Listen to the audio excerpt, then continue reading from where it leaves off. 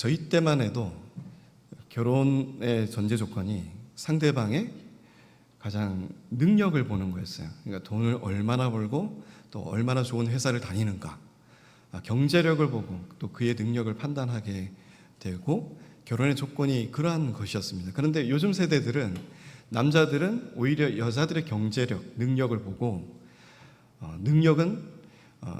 여자들은 남자의 능력을 보는 것이 아니라 외모를 보는 성향으로 이렇게 바뀌었답니다.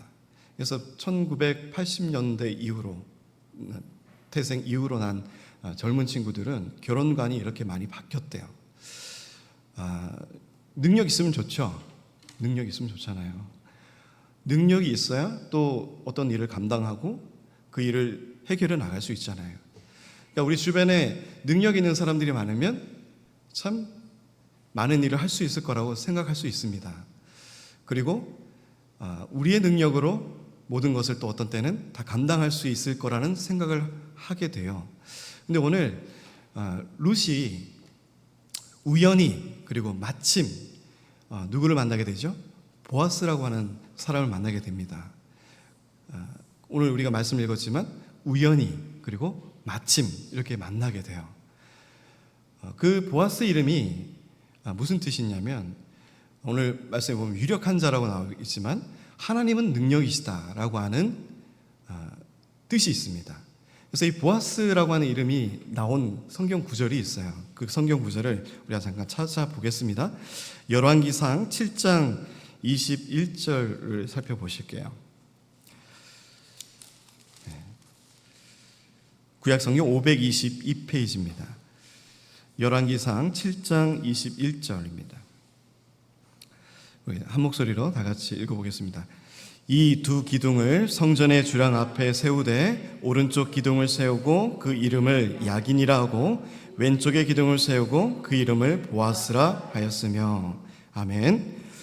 솔로몬 왕이 성전을 건축하고 그 성전 앞에 두 기둥을 세웠는데 그 두 기둥의 이름이 오른쪽에 세워진 것은 야긴이라 해서 하나님이 세우시다 이란 뜻의 기둥을 세웠고 그 왼쪽 편에는 보아스, 하나님은 능력이시다라고 하는 이 기둥을 세우게 돼요.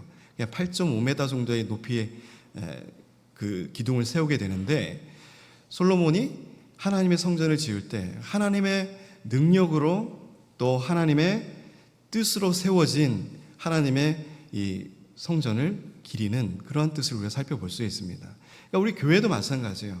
교회는 우리의 뜻으로 세우는 것이 아니라 하나님의 뜻으로 세워지는 것입니다. 그리고 우리의 능력으로 하는 것이 아니라 하나님의 능력으로 일하는 곳이 바로 교회다. 그리고 하나님의 일꾼들이다라고 하는 거예요.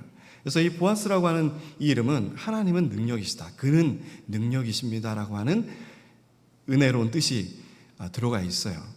그래서 이 엘리멜렉이라고 하는 하나님은 아버지는 하나님이십니다. 우리 아버지는 하나님이십니다라고 하는 엘리멜렉, 하나님은 왕이십니다라고 하는 그러한 뜻을 가진 이 엘리멜렉의 가족에게 가뭄이 닥쳤고 모압 지방으로 그 가뭄을 해결하기 위해서 먹을 것을 찾으러 떠났지만 나오미에게 그 기쁨의 나오미에게 돌아온 것은 어떤 것이었죠?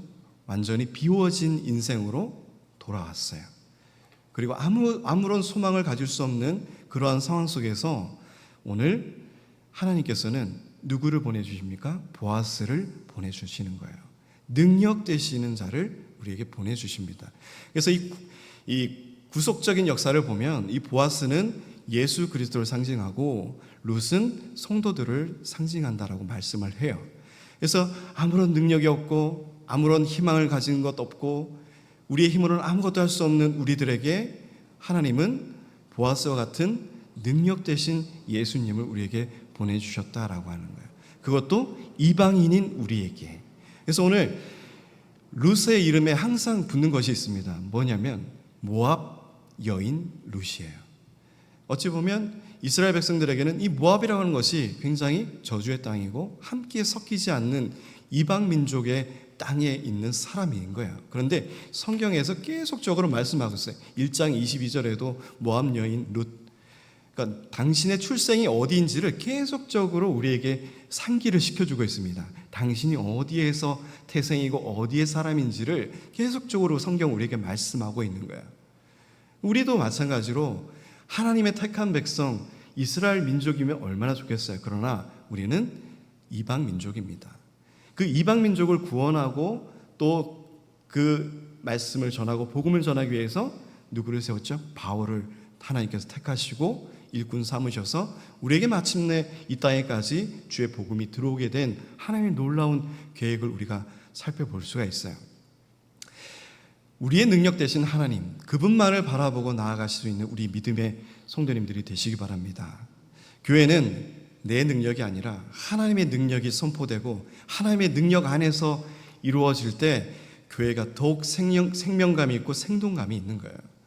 우리의 능력과 우리의 힘을 하다 보면 지치고 낭망하고 시험 들 때가 더 많은 거예요. 왜? 하나님을 보는 것이 아니라 사람을 보기 때문이에요. 우리 안에서 뿜어져 나온 내 힘과 내 능력을 바라보기 때문에 지치고 낭망하고 쓰러지는 거예요. 우리의 시선을 이제는 하나님의 능력으로 바꿔야 합니다. 하나님이 나를 통해서 무엇을 일하시고 누구의 힘으로 나를 붙들어 쓰시는가, 그것을 바라볼 수 있는 성도님들이 되시기를 주님의 축복드립니다.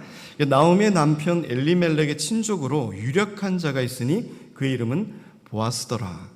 그리고 모압 여인 룻이 나오미에게 이르되 원하건대 내가 밭으로 가서 내가 누구에게 은혜를 입으면 그를 따라서 이삭을 줍겠나이다 하니 나오미가 그에게 이르되 내 따라 갈지어다 하매.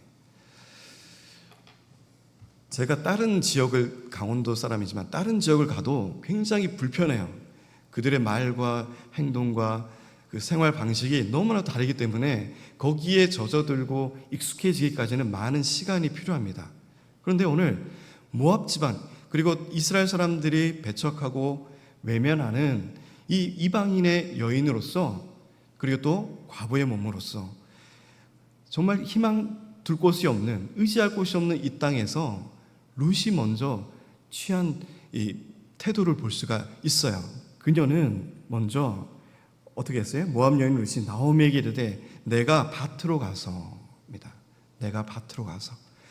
완전히 비워지고 채울 곳이 없는 이 가정에 하나님이 체험으로 가득해 있는 베들레헴으로 다시금 인도해 내셨어요. 인도하시고 이제는 먹을 것을 구하기 위해서 이 나이 많은 시어머니를 두고 룻은 밭에 가서 일하기를 원합니다. 그런데 그 밭에서는 이방 여인이 어떤 이삭을 줍고 먹을 것을 취한다는 것은 굉장한 어려움이 있는 상황인 거예요. 내가 아무런 의지할 것 없고 아는 사람 없는 곳에서 내가 모르는 밭에 가서 그 이삭을 주어서 먹을 것을 해결해야 된다는 그 상황이 얼마나 힘든 상황입니까? 그럼에도 불구하고 룻은 나아갔어요. 이것이 우리가 본받아야 될 믿음의 신앙 중에 하나입니다. 우리가 먹을 것이 없어서 제자리에 멈추고 신세 한탄하면서 어머니 왜 이 땅에 날 같이 오자고 했어요? 내가 선택한 결정을 후회하면서 어머니를 원망하는 것이 아니라 룻은 결단을 내렸어요. 내가 무엇을 해야 할지에 대한 결단을 내린 거예요. 내가 불리하고 불합리하고 부족한 상황이지만, 그러한 경제적인 상황이지만, 아무런 사람들과의 관계를 가질 수 없는 그러한 몸이지만 그녀는 먼저 결단을 내린 거예요. 우리 신앙생활에서는 제일 중요한 것이 뭐예요? 결단을 내리는 거예요. 내가 아무것도 할 수 없습니다의 결단이 아니라 내가 할 수 있는 것이 무엇인가라고 하는 찾는 결단을 하셔야 되는 거예요. 내가 연약하지만, 내가 노인의 몸이지만 내가 아무것도 할 수 없어 포기하는 것이 아니라 룻은 포기가 아니었어요. 결단하고 밭으로 나가는 거였다는 거예요. 그러니까 우리가 밭이라는 건 뭐예요? 먹을 것을 찾고 구하고 줄 수 있는 곳이에요. 내 모든 것을 해결할 수, 내 모든 가장 급한 것을 해결할 수 있는 것이 바로 밭이라고 하는 거예요. 그러면 우리가 시선을 바꿔서 하나님이 룻과 같은 나의 처지에서 나는 하나님이 무엇을 원하실 때, 또 무엇을 할 때 기뻐하실까라고 하는 거예요. 자, 우리의 삶을 돌아봅시다. 부족하십니까? 연약하십니까? 외면받으십니까? 외로우십니까? 낭망하고 지쳐 있으십니까? 아무런 능력과 힘이 없으십니까? 아니잖아요. 우리가 이 자리에 나온 것은 그만큼 힘이 있고 능력이 있고 또 하나님의 인도함과 살피심이 있기 때문에 우리가 이 자리에 나온 것임을 믿으시기 바랍니다. 우리가 아무런 힘이 없고 능력이 없다면 아무것도 하지 못할 거예요. 그냥 우리의 지금의 모습에 대해서 원망하고 한탄하며 그냥 그 자리에 머무르는 것에 유익하며 만족함을 느낄 것입니다. 그러니까 우리는 먼저 하나님께 무엇을 원하시는지, 기뻐하시는 것이 무엇인지를 우리 말씀을 통해서 분명하게 배웠잖아요. 하나님이 기뻐하시는 것이 무엇인지를.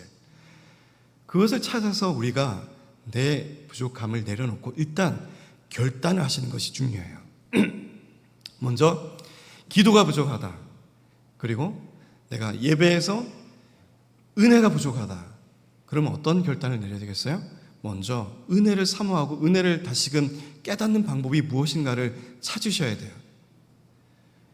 은혜를 방해하고 막는 것은 내 안에 있는 나입니다. 가장 큰 것은 하나님을 가리는 내가 세운 우상이기 때문에 하나님의 은혜가 내게 도달하지 못하는 거예요. 말씀을 들어도 깨닫지 못하고 내가 가장 먼저 앞서 있기 때문에 하나님의 은혜가 자꾸 가려워지는 거예요. 나를 내세우고 우상을 세우는 것, 그것이 죄예요.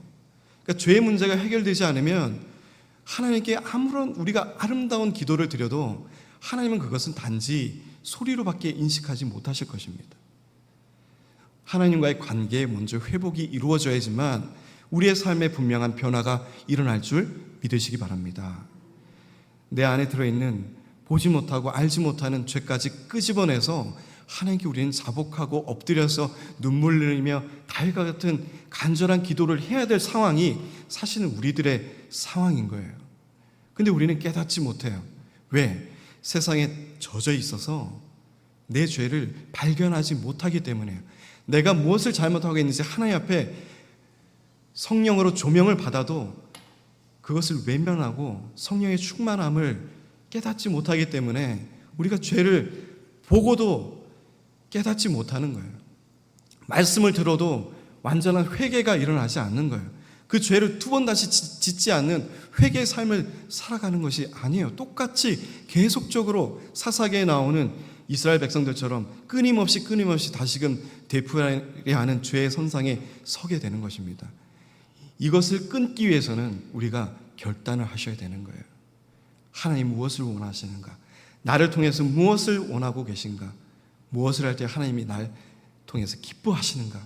그것을 찾고 구하는 기도를 먼저 하나님께 드릴 때, 그러한 결단을 먼저 내가 할 때 하나님께서는 우리에게 하나님의 능력을 베풀어 주실 줄 믿습니다. 그래서 이 룻은 내가 밭으로 가서 누구에게 은혜를 입으면 확실하지가 않아요. 확실하지 않지만 그는 은혜를 사모하는 사람입니다. 은혜를 받으면, 입으면 그를 따라서 이삭을 주겠나이다. 그는 나아간 거예요. 나아가는 게 중요합니다. 우리의 자리를 털고 나아가는 게 중요해요. 나오미가 그에게 이르되 내 따라 갈지어다. 나오미는 내보내요. 나오미는 얼마나 힘든 심리적 상황도 있지 않을까요? 많은 이웃들이 그 부유했던 이 엘레멜렉의 가정이 이제는 아무것도 가진 것이 없는 빈손으로 또 두 아들을 다 잃고 와서 지금 이런 배고픔의 상황에 있는 나오미에게는 정말 어떤 힘도 어떠한 기쁨도 느낄 수 없는 그러한 상태였을 거예요. 그러나 룻은 그러한 시어머니를 위해서 밭으로 나아갑니다. 룻이 가서 3절에 보면 베는 자를 따라 밭에서 이삭을 줍는데 우연히 엘리멜렉의 친족 보아스에게 속한 밭에 이르렀더라. 그리고 4절에 마침 보아스가 베들레헴에서부터 와서 베는 자들에게 이르되 여호와께서 너희와 함께 하시기를 원하노라 하니 그들이 대답하되 여호와께서 당신에게 복 주시기를 원하나이다 하니라. 짧은 두 절의 말씀이지만 보아스가 어떠한 인물인지를 우리가 좀 살펴볼 수가 있어요. 그리고 제일 중요한 말씀은 3절에 우연히, 그리고 4절에 마침이라고 하는 겁니다. 롯이 가서 베는 자를 따라 밭에서 우리가 이삭을 줍는데 우연이라고 하는 거예요. 이 성경 기자는 왜 이 우연이라는 말씀을 넣고 또 4절에 마침이라는 말씀을 넣었을까요? 우연히 엘리멜렉의 친족 보아스에게 속한 밭에 이르렀더라. 우리가 하나님 일을 하다 보면 우연히 또 다른 사람들을 만날 기회가 있습니다. 내가 원하진 않지만 우연히 또 이런 계기가 되어서 하나님 일을 더욱더 기쁘게 감당할 수 있는 일을 만날 때가 있어요. 그래서 전혀 기대하지 않은 상황이지만 우연히 그 우연함을 통해서 하나님의 그 일들을 더 기쁘게, 더 완전하게 일할 수 있는 그런 상황들이 올 때가 있습니다. 그러니까 이 우연이라고 하는 것은 인위적이고 어떤 인간의 조작이 아니라 이 우연이라고 하는 속에서도 하나님의 일하심과 섭리가 내포되어 있다는 것을 말씀하고 있는 거예요. 그래서 우연히 그 이삭을 줍는 것을 따라갔지만 그곳 땅이 보아스의 땅이었다라고 하는 것입니다. 그리고 그때 시간적인 장소도 마찬가지지만 마침 시간적인 때에도 누구를 만나게 돼요?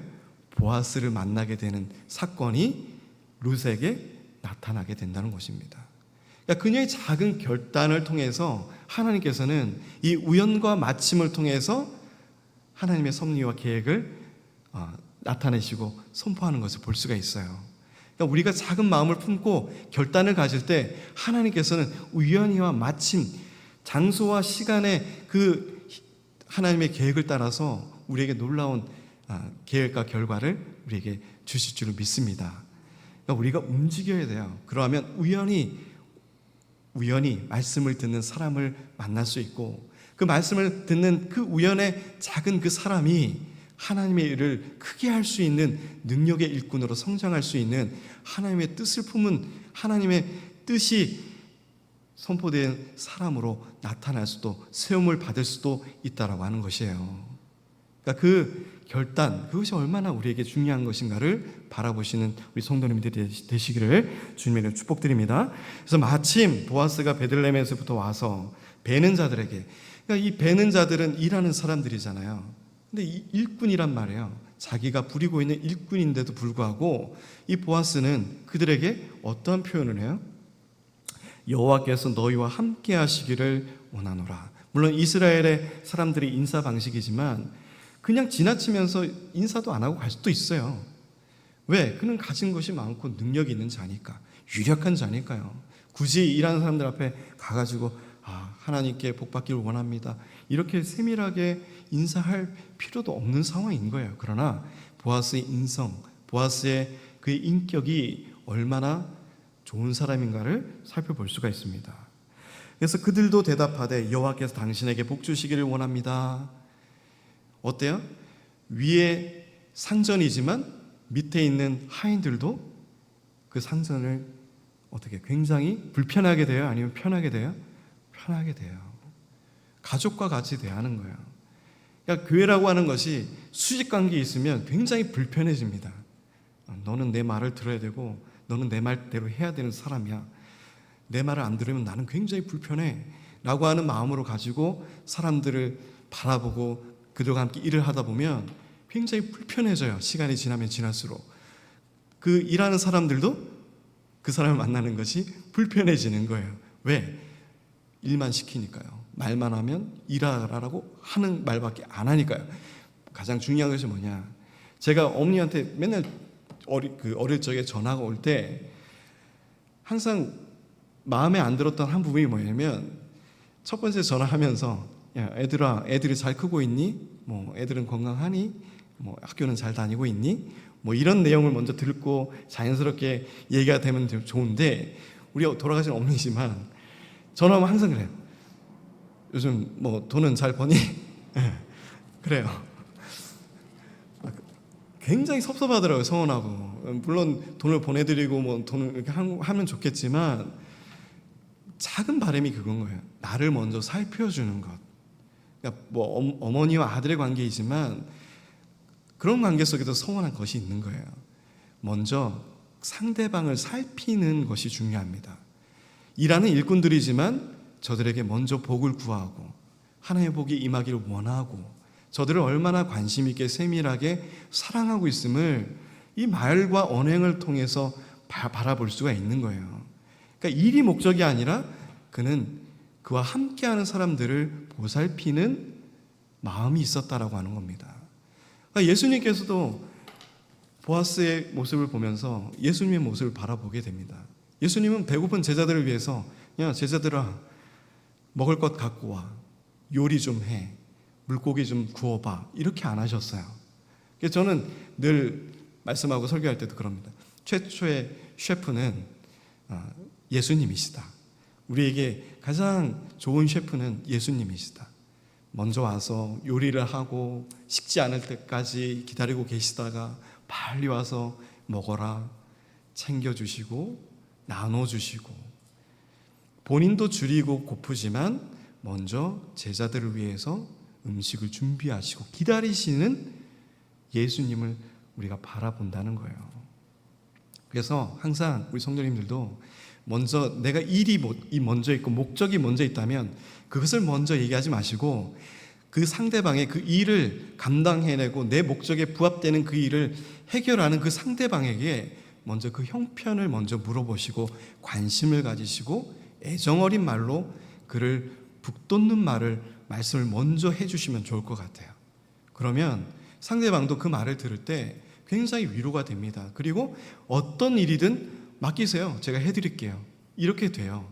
그런데 먼저 내가 하고 싶은 목적을 먼저 얘기하고 그 사람에게 접근을 하고 얘기를 하다 보면 그 관계는 더 나아질 수가 없어요.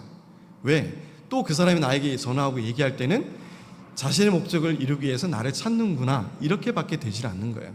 그러니까 관계가 선이 명확해지는 거예요. 명확해지면 좋은 부분도 있지만 우리가 더 긴 시간을 보면서 만나는 사람들이잖아요. 그러니까 더 그 사람들 상대방을 존중해주고 상대방이 어떠한 상황인지를 이해해주고 배려해주는 그러한 세밀한 인간관계가 필요할 것 같습니다. 그래서 이 보아스는 당신에게 복 주시기를 원하나이다 하인들에게 이런 말씀을 듣고 5절에 보아스가 베는 자들을 거느린 서한에게 이르되 이는 누구의 소녀냐 하니 베는 자를 거느린 서한이 대답하여 이르되 이는 나무와 함께 모압 지방에서 돌아온 모압 소녀인데 늘 뭐가 붙어요? 모압이 붙어요. 모압. 나오미와 함께 온 모압 소녀입니다 라고 하는 거예요. 이방 여자예요 라고 하는 거예요. 이스라엘 사람들이 그녀를 바라보는 관점은 뭐예요? 그냥 나오미와 함께한 며느리입니다 라고 하는 게 아니에요. 오늘날 많은 다문화 가정이 생기면서 베트남 며느리를 둔 시어머니들도 있을 거예요. 그런데 그 시어머니한테 가서 베트남 며느리는 잘 있니? 베트남 다른 지역 나라 얘기를 하면서 그냥 며느리라고 하면 되는 며느리는 잘 있어요? 이렇게 얘기하면 되는데 굳이 계속 강조하는 거예요. 베트남의 며느리는 잘 있어요? 베트남에서 온 며느리입니다. 계속 그 출신을 붙이는 거예요. 그런데 7절에 그의 말이 나로 베는 자를 따라 단사에서 이삭을 줍게 하옵소서 하였고 아침부터 와서는 잠시 집에서 쉰 외에 지금까지 계속하는 중이니이다 라고 얘기해요. 자, 룻이 이 일을 하는 데 있어서 잠시 쉬었다 그래요. 이 집은 임시 거처를 뜻합니다. 나오미의 집이 아니라 임시적으로 잠시 머무는 움막이나 거처를 뜻하는 것이 원어적인 여기에서의 집의 의미예요. 그러니까 룻이 나와서 일을 하는 데 있어서 집도 가지 않고 잠깐 쉬고 이삭을 줍기 위해서 이삭을 죽을 땐 어떻게 해야 돼요? 고개를 빳빳이 들고 얼굴을 보여주면서 줍니까? 아니에요. 허리를 굽히고 등을 보이면서 등밖에 보이지가 않는 거예요. 그런데 하나님은 그 얼굴을 보고 그가 일하는 것을 보는 것이 아니라는 거예요. 하나님은 우리가 일에 집중하고 있을 때 우리의 뒷모습만 바라보아도 하나님은 우리가 어떻게 일하시는지를 알고 계신다는 거예요. 많은 사람들은 룻이 쉬지도 않고 일하는 룻을 바라보게 됩니다. 그리고 그 모습을 보아스에게 사환은 말해주고 있는 것을 볼 수가 있어요. 그녀가 아침부터 나와서 늦게까지 쉬지도 않고 고개도 들지 않고 이삭 줍는 일에 열심으로 하고 있습니다. 그러니까 이 룻도 굉장한 여인인 거예요.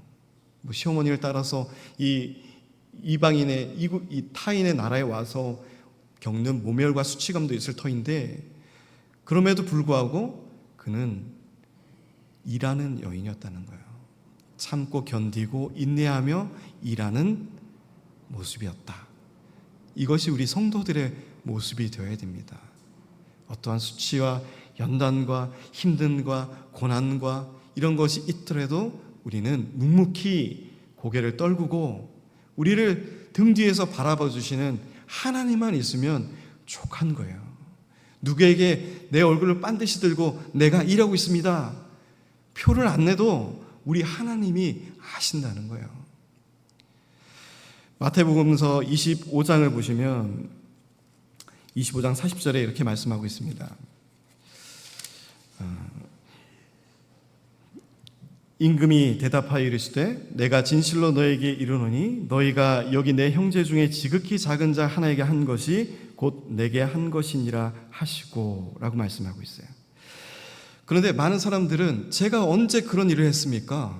라고 물어요, 그 임금한테. 그런데 임금님은 다 알고 계세요. 무엇을 했는지, 그 작은 자에게 무엇을 했는지, 먹을 것과 입을 것을 주었고 부족한 것을 채워주었고 했던 것을 다 알고 계신다는 거예요. 우리가 내가 뭘 했어요 표시를 안 해도 하나님은 다 알고 계신다는 거예요. 그러니까 룻과 같이 겸손하게 자기 일에 충성되어 일하면 그 뒷모습만 봐도 열심으로 일하는구나, 위로해 주시고 또 복을 주시고 채워주시는 하나님인 줄 믿으시기 바랍니다. 우리가 교회를 할 때도 내가 했다고 막 이렇게 할 필요 없어요. 그냥 묵묵히 고개 숙이고 겸손하게 내 일을 묵묵히 감당할 때 하나님께서는 더 잘 아신다고 하는 거예요. 내가 후에 깨닫지 못하지만 하나님은 그 모습을 바라보시고 후에 착하고 충성된 종의 이름으로 우리의 이름을 기억할 줄 믿으시기 바랍니다. 그래서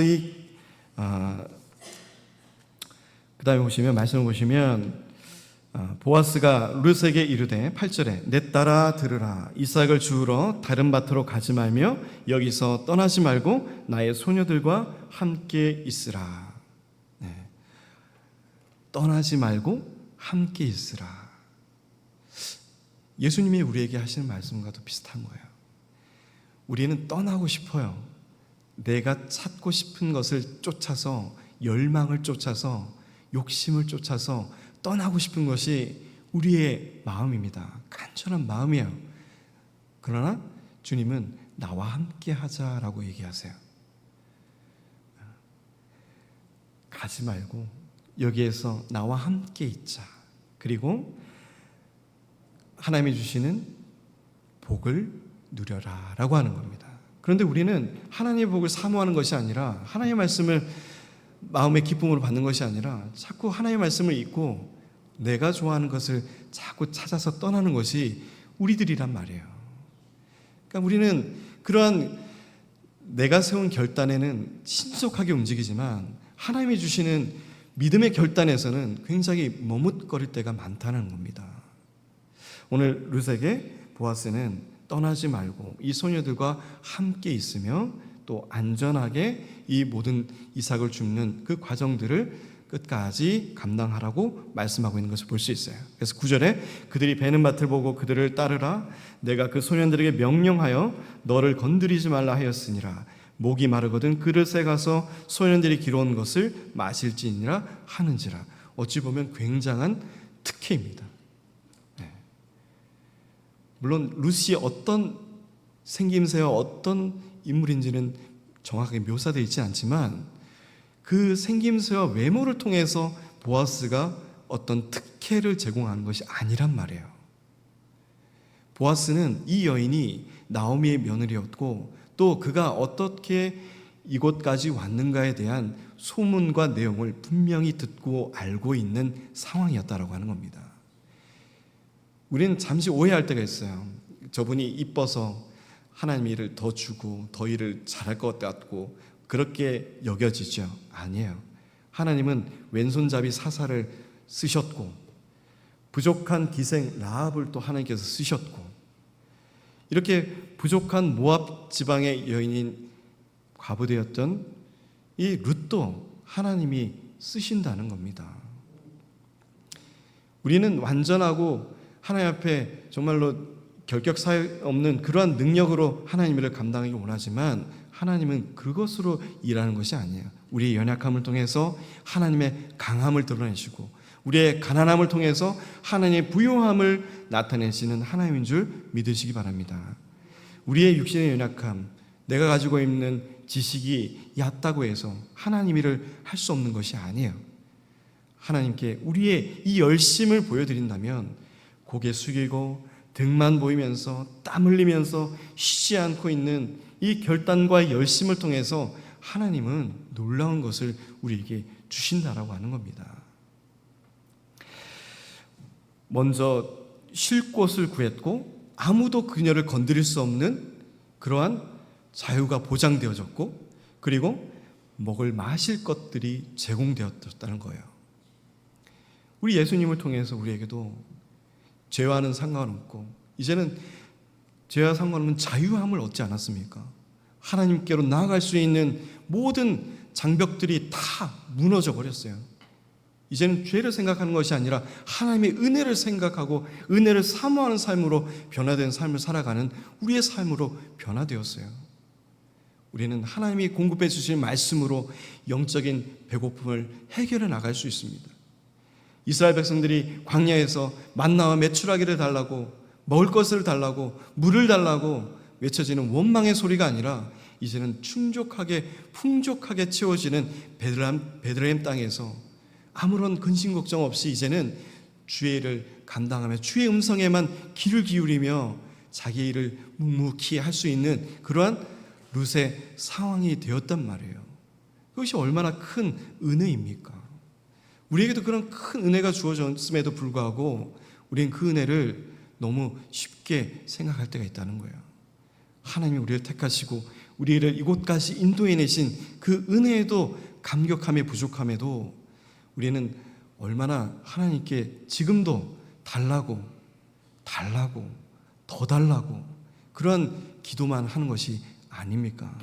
먼저 결단과 각오를 가지고 먼저 주님이 기뻐하신 일에 우리의 시선을 돌리고 집중할 수 있는 우리 성도님들의 믿음의 삶이 되시기를 주님의 축복드립니다. 그래서 10절에 룻이 엎드려 얼굴에 땅에 대고 절하며 그에게 이르되 나는 이방 여인이거늘 당신이 어찌하여 내게 은혜를 베푸시며 나를 돌보십니까? 이방인인 우리 아시아인 다 이방 민족들인데 하나님은 왜 우리를 택하시고 우리를 부르셨습니까? 왜 예수님을 통해서 우리를 구원받게 하시고 그 은혜를 베풀어 주시는 겁니까? 하나님의 그 구원의 구속 사역에 우리가 포함되었기 때문이에요. 이방 여인, 이 모압 여인은 그러한 은혜에 스스로 자복하고 엎드려서 이런 말씀을 하는 겁니다. 제가 이것을 누릴 수 있는 사람이 아닌데 어떻게 제가 이걸 누릴 수 있습니까? 이것이 바로 은혜라고 하는 거예요. 내가 받을 수 없는 건데 받는 것, 이것이 은혜라고 하는 거예요. 내가 취할 능력이 그 자리가 아닌데 하나님께서 한없이 베풀어 주는 것, 내가 공급받는 것, 그것이 은혜라고 하는 겁니다. 우리는 은혜에 넘치는 삶을 살아가고 있음을 믿으시기 바랍니다. 그리고 감사의 고백이 넘치시는 우리 성도님들이 되시기를 주님의 축복드립니다. 그래서 보아스가 그에게 대답하여 이르되 내 남편이 죽은 후로 내가 시어머니에게 행한 모든 것과 내 부모와 고국을 떠나 전에 알지 못하던 백성에게로 온 일이 내게 분명히 알려졌느니라. 다 알고 있는 거예요. 그녀가 무엇을 행했고 어떻게 했고 어떤 마음으로 이곳에 왔고 또 이곳에 이삭을 주우러 왔는지를 보아스는 다 알고 있는 거예요. 우리 하나님은 다 알고 계신 거예요. 우리 예수님은 우리의 연약함을 다 알고 계신 거예요. 우리가 감당해내지 못할 그 시험까지도 하나님께서는 다 알고 계시는 거예요. 그리하여서 견딜 만한 시험을 주시고 이길 만한 시험을 주시는 거예요. 왜? 예수님이 우리의 인간을 채울하셨기 때문에, 우리의 연약함을 채울하셨기 때문에, 그렇기 때문에 예수님과 함께 동행함으로 그분에게 우리의 부족함과 연약함을 고할 수가 있는 거예요. 그래서 친구가 될 수 있는 거예요. 친구는 뭐예요? 잘 알고 있는 거예요. 이 사람의 사정을 잘 알고 있는 거예요. 이 사람의 연약함이 뭔지도 알고 있는 거예요. 성격의 단점까지도 알고 있는 사람이 친구라고 하는 거예요. 근데 그것을 모두 다 덮어주는 사람이 또 친구라는 거예요. 그러한 친구 되신 분이 바로 예수 그리스도이십니다. 그러한 하나님이 우리와 함께 계셨고 이제는 성령 하나님이 우리와 내주하고 계셔서 우리의 생각과 마음을 감찰하시고 우리가 드려야 될 기도의 간구까지도 탄식하면서 기도하시는 분이 성령 하나님이시라고 하는 거예요. 얼마나 우리에게는 그 은혜가 넘치는 삶을 살아가고 있는가라고 하는 겁니다. 부족함에도 계속적으로 채워주시는 하나님, 그리고 내가 숨기려고 해도 다 드러내고 아시는 하나님, 그분이 진정한 능력 되시는 하나님인 줄 믿으시기 바랍니다. 이 보아스 이름을 통해서 진정한 능력이 누구이신가를 말씀해 주고 계신 거예요. 그는 능력이시다. 이 보아스의 이름을 가지고 우리가 능력을 하나님께로부터 받아서 내 능력이 아니라 내 지혜가 아니라 하늘로부터 공급되어지는 이 능력을 통해서 기쁨으로 모든 일을 감당할 수 있는 우리 믿음의 성도님들이 되시기를 주님의 축복드립니다. 그래서 12절에 여호와께서 내가 행한 일에 보답하시기를 원하며 이스라엘 하나님 여호와께서 그의 날개 아래에서 보호를 받으러 온 내게 온전한 상 주시기를 원하노라 하는지라. 계속적인 은혜의 축복을 하고 있는 거예요. 보아스가. 그 모압 여인은 이 한 여자가 무엇임에도 불구하고 이렇게 복 주시기를 원하고 보호를 받기를 원하며 얼마나 세밀하게 이 여인을 살피고 축복하는 모습을 바라볼 수가 있습니다.